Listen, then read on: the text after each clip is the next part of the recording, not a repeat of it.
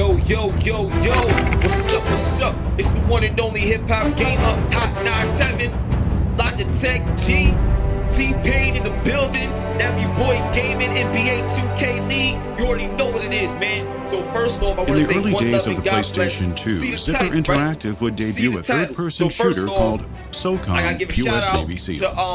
Jeff Grub, tactical, team-based, and online at a time when few other PlayStation titles were. Socom took the home console by storm. At the same time, I gotta get you. So, let me know if everything looks good and sounds good. All right, let me know if everything looks good and sounds good and stuff like that. Yo, Eddie, what's up, man? What's going on? What's popping? So look, all right, we're gonna start this right. So look. It's the one and only HipHopGamer, Hot 97, Logitech G, Nappy Boy Gaming with my boy T-Pain. NBA 2K League is going down. Now look, I gotta get my man Jeff Grub. Shout out to Jeff Grub, doing great things, but I gotta get you. You know how I get down, I gotta get you, bro. So, a little friendly competition, you know how I get down. So before I start, you see the title, right? You know what I'm saying? I gotta shut some things down, but also it says something about Socom. There's a lot going on in this video. So get hyped, get ready. You already know how it is. You know what I'm saying? Now, first, I want to show y'all my wheel. This is the brand new Logitech, you know what I'm saying? The brand new steering wheel with the True Force on it. This is my joint. I got mad content I'm about to do with this, but I wanted to show it to y'all because I'm hyped. I'm happy I got it. So, you know what I'm saying? Salute to the fam. Logitech all day. I got that, headsets, all of that. I'm hyped. I'm ready. Now, let's get into this, right? So the first thing is this. Dusk Golem from Reset Era and all this other stuff, he already got shut down already. All right. He already got shut down already. He already got caught for lying about the 4K and PlayStation 5 having these performance problems and it can't do this, it can't do that, blah blah blah. You know what I'm saying? So we already know that. We already know that he was lying. But here's what I want to break down to y'all. So number one, a lot of times in this industry, a lot of people would say, oh, it's just their opinion. Everybody's entitled to their opinion and you shouldn't say nothing about it. And I want to commend, some of the video game developers, you know what I'm saying, like Quantum Era. And there's another guy by the name of Matt that I believe he worked on the PlayStation 5. He helped develop it. And that's what I'm talking about. Everybody's entitled to their opinion. That's fine. But you have to have people out there that challenge people's opinions. You understand what I'm saying? You can't just have information, any old thing, just running rampant out there, especially when you care about a culture and you're passionate about a culture and you love games and you want to be honest with the audience.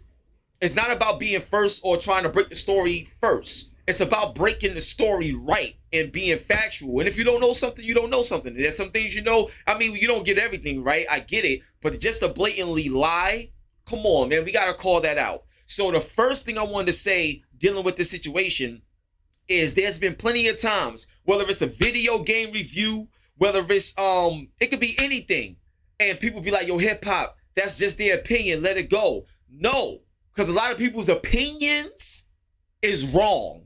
A lot of people's opinions is based off lies and ain't nothing factual about them. So yeah, everybody deserves to get called out if there's no facts or no explanations behind them. You know what I'm saying? Now we can agree to disagree, but at least there's something substantial behind what a claim is. You understand what I'm saying? So that's the first thing that I wanted to address. All right? So that's that. So now, before we go to the second thing, I want to address the audience, show love to my people. You know what I'm saying? So shout out to Moodle. What's going on? What's popping? Futuristic Vipers in the building. What's going on? What's popping? Yo, Arsh, I see you. What's going on? How y'all feeling?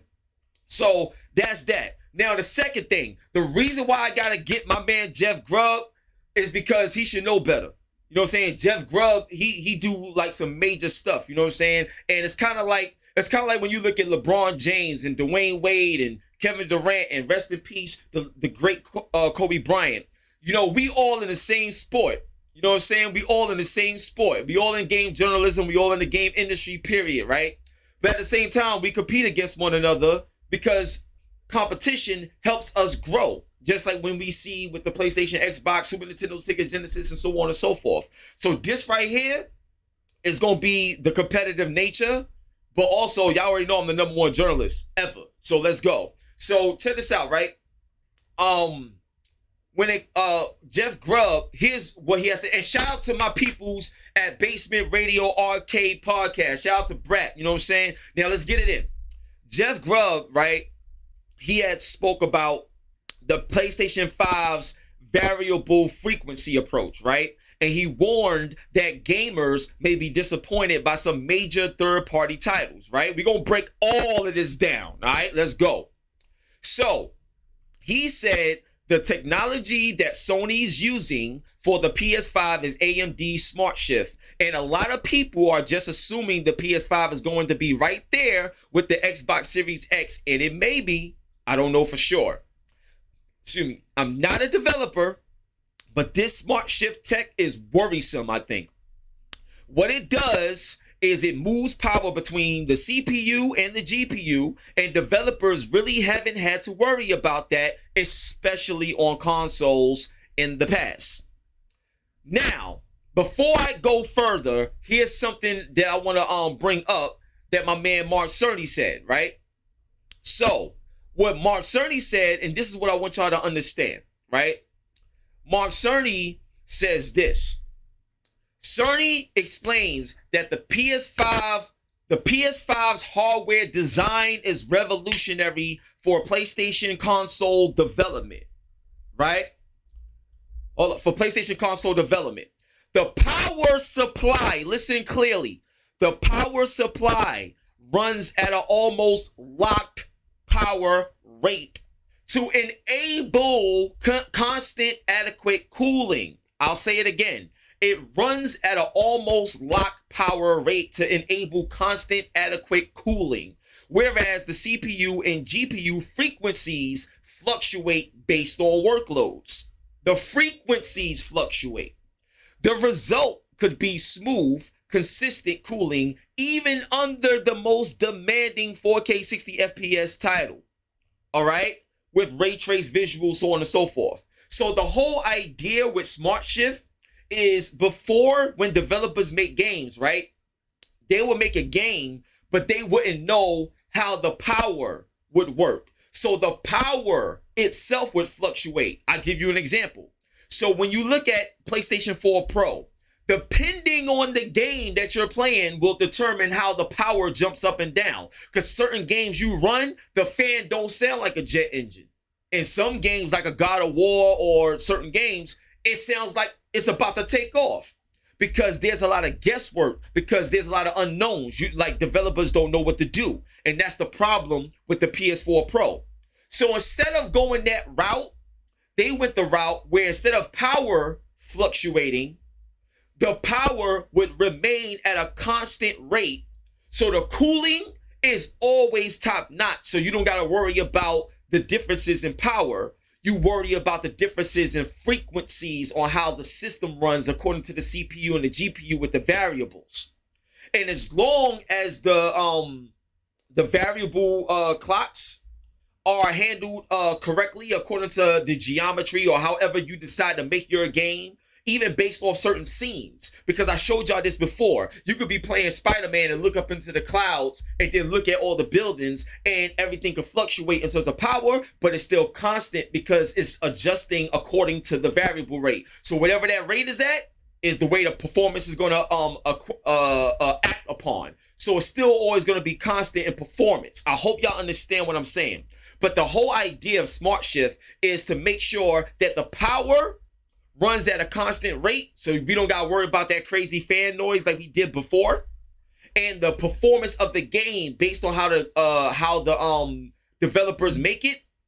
Whatever they do, the system itself automatically stays at a certain power rate, so you don't have to worry about it. So developers don't have to worry about the power of the system. They just got to make sure that whatever they're doing in terms of the geometry and how they're rendering a title, 4K 60, whatever it is, however they render it, it works according to the clocks instead of working according to the cooling system in the PlayStation 5. I hope that makes sense to y'all. Okay, so I just wanted to explain that. Now let's go back to finish up what Jeff Grub was saying. Did y'all get everything? Did y'all get that? Are we lit? We good? All right, let's go. So now let's move forward with what my man Jeff was saying. This could at launch at least prove troublesome to the point where you could start seeing, you can start getting stories from Digital Foundry or whatever saying, you know, the PS5 version is actually kind of whack. That will get cleared up over time. Developers will figure it out. Sony will figure it out. And again, and explain to developers, here's what to do. But my understanding is they're not doing that yet. And that's the issue. So what Jeff Grub is saying is that Sony isn't properly talking with the developers, letting them know how to utilize Smart Shift. And because of that, the launch titles like NBA 2K and certain games like that may run into problems, whereas Xbox won't have that problem. Here's what I'm going to tell you right now. I'm telling you right now, right? There's a reason why NBA 2K was shown first on PlayStation 5. It wasn't just from partnerships and all this other stuff. It's already up and running and it's beautiful from what I hear. Beautiful. It's going to blow y'all away from what I hear right now. That's one, right? Now, the second thing I was going to tell you in terms of a lot of these third-party titles and everything like that, there's so many games up and running right now on PlayStation 5 at 4K 60 frames per second. And most games you're gonna start seeing that performance mode on a more regular basis, so you can have the best of both worlds with the best graphics possible and your 60 FPS option. That's gonna become more of a standard. Now, the third thing I would tell you is this. Why do you think Sony went with a slogan called "Play Has No Limits"? I'm gonna say it again. Why do you think Sony went with a slogan called "Play Has No Limits"? There's a lot more than what we know. There's some things I still don't even know. You know what I'm saying? I don't know everything. You know, I know some stuff, but I don't know everything. But there's something that the "Play Has No Limits" plays a major role in what they was able to accomplish with the developers and the way their games are going to run. Period. I'm gonna bring something else up to you before we move forward. Notice that when Square Enix showed off Project Athia June 11th, it said designed exclusively for PlayStation 5. Keyword, designed exclusively for PlayStation 5. There's a lot of games, because the way Sony designed their PlayStation 5 is unorthodox. There's a lot of things that they did that don't exist. I'm telling you, it's crazy right now. So stay tuned for that. But my point is, I know Jeff Grub was saying that you may see these third-party things like that. Nope, not happening. Resident Evil 8 is going to be just fine. Not happening, I'm telling you. And if you don't believe me, anybody right now could share this video. Could share this video to Jeff Grub if you want. You can share it, do whatever you want, and I'll put money on it. I will put money on what I'm saying, that everything is gonna be fine with these games. I mean, we already got the source. The dude Aesthetic Gamer, Dusk Golem, he already got blasted already for lying. So my point is, Jeff Grub, my dude, you should know better, because like right after Dusk said what he said, like I think Jeff came in after him, kind of slightly supporting it. And if you're supporting a liar, then what? Come on. You gotta stop this. My boy Jeff, you that dude, and you better than that, bro. Don't like, you know what I'm saying? Don't do that. So now before I move on to the next thing I wanted to talk about, I wanted to get to the comments. So shout out to my man Maine in the building. Shout out to okay. Yo, much love. Thanks for the super chat, Steve. Thanks for the clarification. No doubt. God bless. B Mooney in the building. Hip hop has been on Brab and know how we get down. No doubt, yo, shout out my man Mooney. What's going on? Socom, yeah, we're gonna talk about Socom in a second. You see what's behind me. We're gonna get to that in a second. Straight from Halo been done. Spider-Man outsold the last 2 Halo combined. Yeah. Well, look, I know Halo obviously is having a rough start, you know what I'm saying? But when Halo do come back around and we do see it again, I hope it looks better. And I hope it plays great. I want Halo just like everybody else, but you know, when you talk about being the most powerful and the velocity of the architecture, we have to see it. So now, the next thing I want to talk about, so many people talking about, like, you know, the third parties on the PlayStation and this and that. Let me remind y'all, Sony is the only next generation system that we've seen games run on the actual system. We've seen games run on the actual system. Sony is the only company that can say that. We've seen games running on actual PlayStation 5 hardware. Facts. And the second thing that I'll tell you is that Mark Cerny is not just the architect of the PlayStation 5 and the PlayStation 4. He's a game developer, game designer himself. So this is a system that's made by game developers for game developers for us, the consumer. Everything is different. Everything is different. So get ready. Get ready. I'm telling you. So here's the next thing that I wanted to talk about with y'all, right? So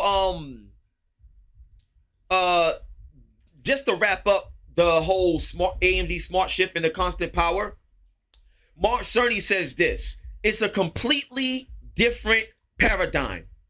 Rather than running constant frequency and letting power vary based on the workload, we run at essentially constant power and let the frequency vary based on workload. So pretty much is whatever the workload of a game is, you know what I'm saying, whether big or small, whatever it takes to run the game that the developers want to run, it will be handled by variance of frequency instead of being handled by a variance of power.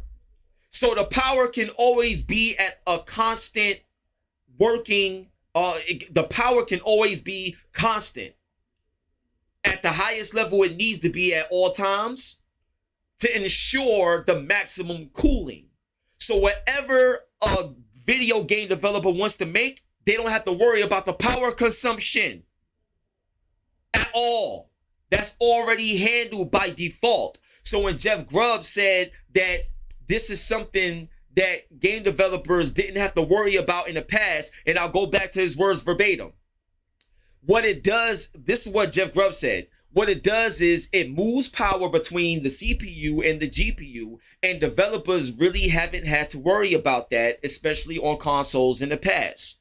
What I'm here to tell you is that this generation, with the PlayStation 5 cooling system, their solution, they want to make sure that the power doesn't have to fluctuate. So developers is like, I wonder what this scene would be like at the power efficiency, because I don't want my system to overheat or, die on me.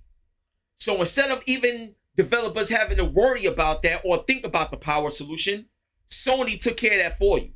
So developers, all they got to worry about is the variable clock speed. So I'll give you an example. The GPU and the CPU, like the CPU is kept at 3.5 gigs and the GPU is kept at 2.23 gigs, right? So let's say you handling something, right, on the GPU side, and you like, you know what? I could probably get more out of this, and my CPU is not doing that much work right now. So let me take from this CPU and add more to my GPU so I can accomplish what I want to accomplish in this scene or just for the whole game period.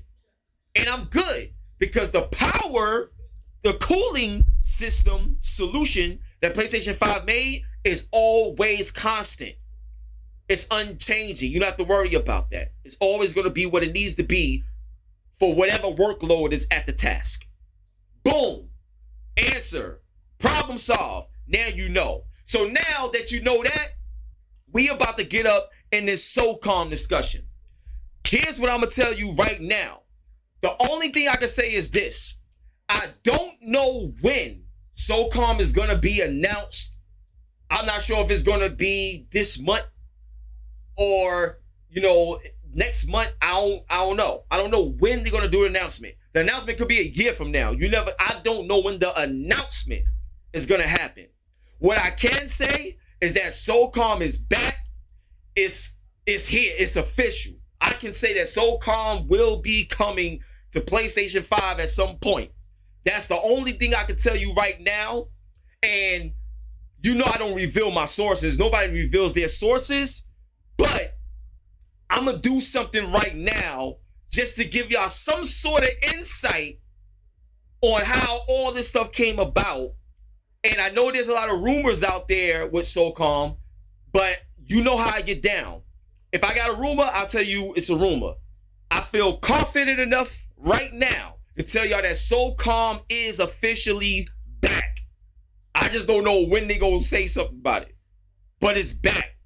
Now, I want to show y'all something. So listen, pay attention, and I'm about to show y'all something right now. Y'all ready? Before I even show y'all what I'm gonna show y'all, let me get to the chat. Yo, shout out to the Woo. What up, dog? Anthony Peterson, what's up? B Mooney, what's up? Nick Tunes, what's up? Now, first off, before we go to the Socom stuff, how is everybody enjoying the video? Am I doing a good job? You know what I'm saying? Does everything look good? It sound good? Talk to me. Blade in the building. What's up, Giv? What's going on? Versatile, what's up? Blade, God bless, what's up? All right, we lit? All right, cool. Now, listen. I'm one of them type of dudes where y'all can feel free to hold me accountable for anything. I feel like if you're a journalist, like anybody could put out a rumor, but it takes a lot for somebody to put their name on the line, make a bold claim, put their face out there, and the company didn't even officially make these statements. You understand what I'm saying? But I will say this. There's a lot of stuff that I said. I'm the only person that said a lot of these things and confirmed them, and we haven't had no major company or whatever come out and debunk anything that I've said up to this point. Let's go. Get ready, y'all. I'm about to show y'all something right now. Alright, yo, what's up, man? It's your boy HipHopGamer. Yeah, I'm right here, son. But anyway, this is my man David Sears. If you don't know, who he is or his background, I could go on and tell you about the Socom series and all the fans of that series. But I think David could actually, tell you guys better. So, David, I'm gonna pass it on over to you. Speak to the fans and kind of let them know who you are, your background, and where you're going. You know what I'm saying? Sure. Well, I've been making video games professionally for about 23 years. I've been doing stuff like RC racing games, even a crazy extreme kayaking game for N64. Stuff's won awards, it's made money. I always knew this is what I wanted to do since I started playing games as a kid. But I think I'm most famous, most recently for being the creative director for Rainbow Six Patriots. Whoa! You said Rainbow Six Patriots? Yeah. Oh my God. Okay. Whew. All right, cool. Go ahead. Continue. Yeah, I was the creative director on that for just about 2.5 years. Oh, wow. Obviously, I'm not with that company anymore. I'm at Soft Studios. So, I'm making a kind of game that, was popularized in the early days of PlayStation 2. A game called Socom. I was the creative director and a principal designer on Socom 1, Socom 2, created some of the PSP games that we did. And then, I kind of did something else for a while. Or did you decide to keep it PC, PS4 exclusively for a reason? What's the answer to that? Well, I have to. the funny thing about being independent is you have to think about the business side as much as the creative side. Yeah. So, our initial plan was to sort of, test out the community and see if people from the PS2 days, the guys that made Socom such a success, really wanted this for PS4. So we started the PlayStation Warrior tier, and we said if just 500 people back at this tier, we'll guarantee we'll get the rest of the funding to make a PS4 version. And response overwhelming. It's really clear the fans have spoken. So absolutely doing PS4 version, doing PC version because that's native hardware for the engine. All the tools are there, and it doesn't make business sense to not give PC gamers the same kind of Socom style experience that PlayStation owners loved. So it's going to be something different for PC gamers too. As far as the Xbox One goes, I've had about 7 requests from all the thousands of people who have either sent email or made inquiries on Kickstarter for an Xbox One version. I don't really know what that means. Wow. I don't know if it's, people are just afraid of PlayStation gamers because maybe they're, more fierce, maybe. Ooh, I don't know. I like this. This is a great conversation. Yeah, man. And that's not true. Great games on both platforms are going to come for sure. We're not adverse to making an Xbox One version by any means. We don't know. Our first desire is to remain completely independent. Find a good venture capital partner who is going to back us so we can self-publish. And then you sort of you chart your own destiny that way. If we work with publishers, sure, they would probably want a physical disc as well. But, it's our intention to keep manufacturing and distribution costs at almost zero by being strictly digital download. But if a publisher wants to do things like, wants an Xbox One version, or they want to make real packages you can buy at Best Buy or wherever, that's okay. We just need to be in a good position financially, have most of the game done, so that we can retain control of our IP, and basically still control our destiny. The last thing we want is to be in a position where we can't honor the wishes of our very active and vocal community, which it seems to be mostly PC gamers and a whole lot of Sony fans. That makes a lot of sense. You guys actually, was the only company to pioneer life with the PlayStation 2 in terms of a network. You know what I'm saying? Because we all know that that didn't really exist at all. But when you guys came around, you guys created something to give life to a dying network of a PS2 because, they didn't have it. You had to buy the add-on, put it to the back of the system. You know what I'm saying? Yeah. And then when Xbox came out, they had Xbox Live and they had everything universal and streamlined. It obviously propelled. So with what PS4 has shown you guys already in terms of their social features and their online value and what their message is for the PlayStation 4 and how that works online, because I'm really excited about what Sony is doing online. Like I'm actually not really surprised, but like the whole share button and everything on the control, like the ease of use of it. I was damn near crying, man, in my seat. Like, I couldn't believe it. It was amazing. So to know that you're going to have access to all these features and considering your mindset back in the PS2 days with the network, what are some of the things that we can expect from H-Hour knowing what PS4 has to offer from an online standpoint? David, you that dude, man. I can't wait to meet up with you, man. Word up, it's gonna be great. Well, one of the first things we have to do is figure out how to protect ourselves from some of these online features. Okay. All right. I think it's fantastic.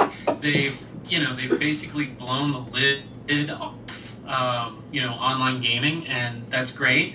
But instant chat, that's a problem. I mean, if you're playing a tactical military shooter, you do not want people using that as an exploit, and giving you intel as a spectator or, using a dev cam and that kind of stuff.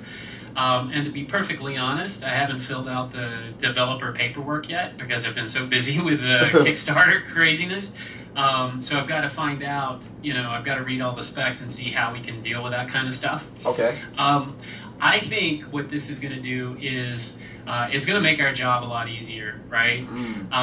The beautiful thing about, and it happened, we're just like, I don't know how, we just made this game, and we gave you a few tools to be social, like text chat with a USB keyboard and, voice chat with a pack-in headset. Yeah. I thought that was cool. In those days, mostly we weren't thinking about a social aspect. We were thinking, okay, this is good for tactical communication.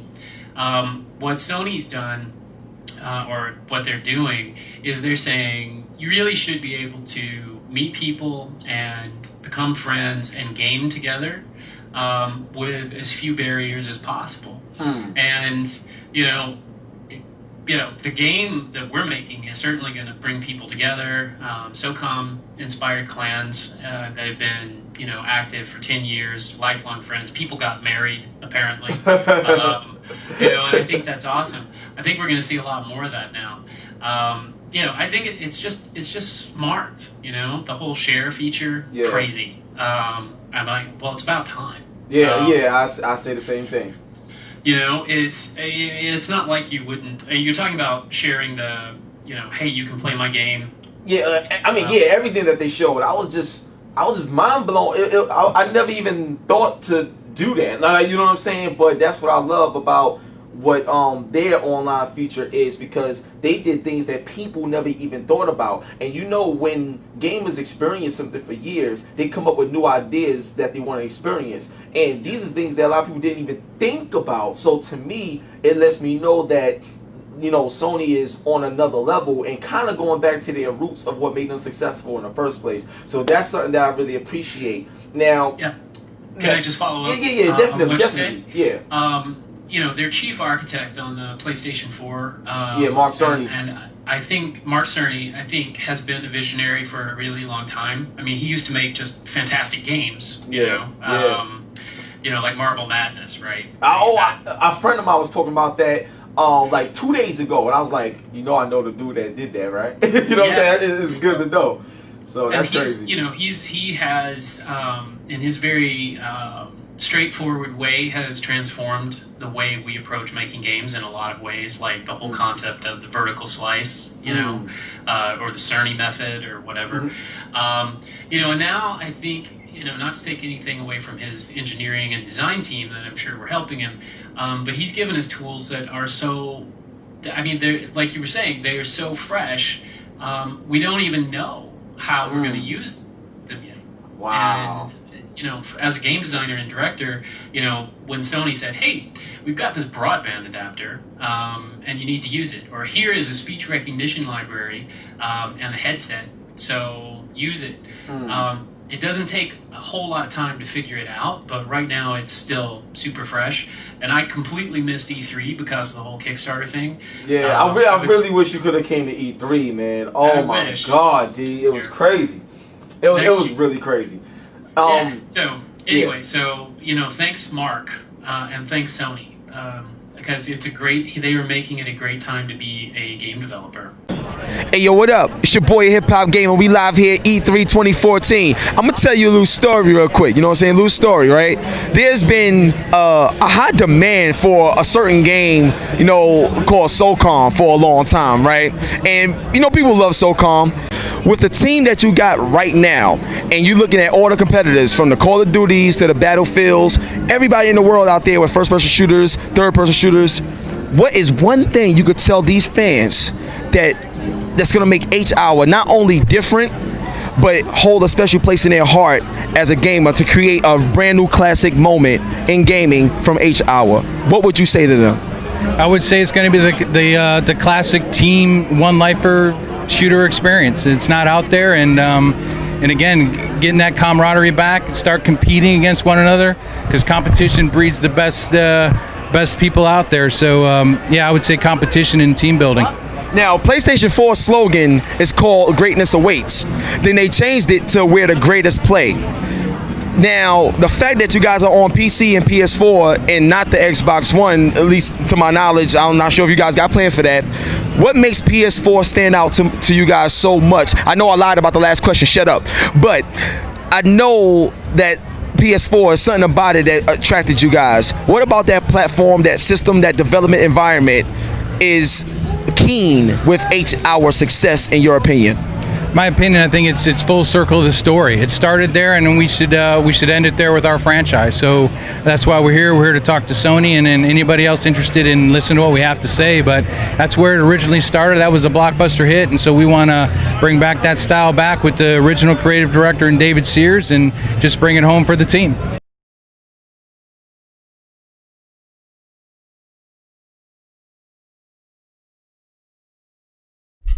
Yeah. Yo, so look, y'all. Yeah.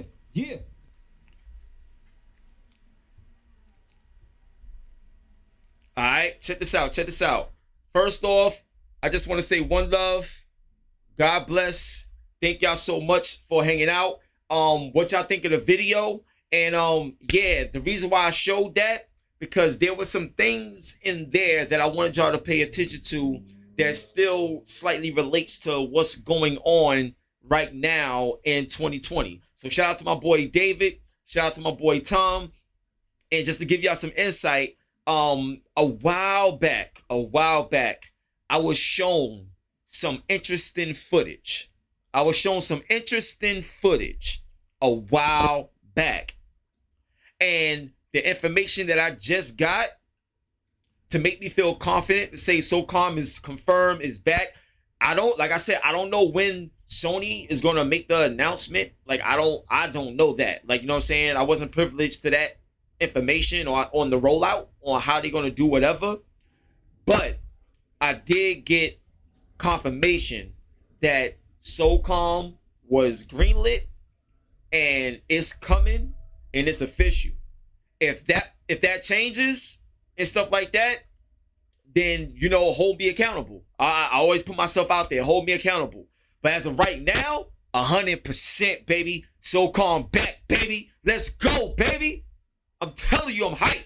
So on that note, we out of here, man. One love and God bless. It's the one and only HipHopGamer, #1 journalist. You know how it goes down. You know what I'm saying? Logitech G, #1 in the building. You know how it goes down. The whole team, the whole family. Nappy Boy Gaming with my boy T-Pain. NBA 2K League on your Hot 97 every day. That's my word.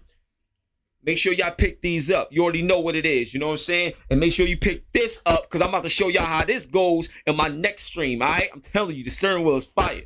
On that note, God bless y'all. Love y'all. Thank you for the support. You know, if you like the video, share it. Let people know about it. If you didn't like it, dislike it. Let me know what I could have done better. Other than that, you know, friendly competition is great. We all having fun. We all love games, and I love y'all. So God bless, and thank you for the continued support. I'm going to always do my best for y'all. I'm always do my best, period. So thank you. Salute. We out of here, baby. Peace.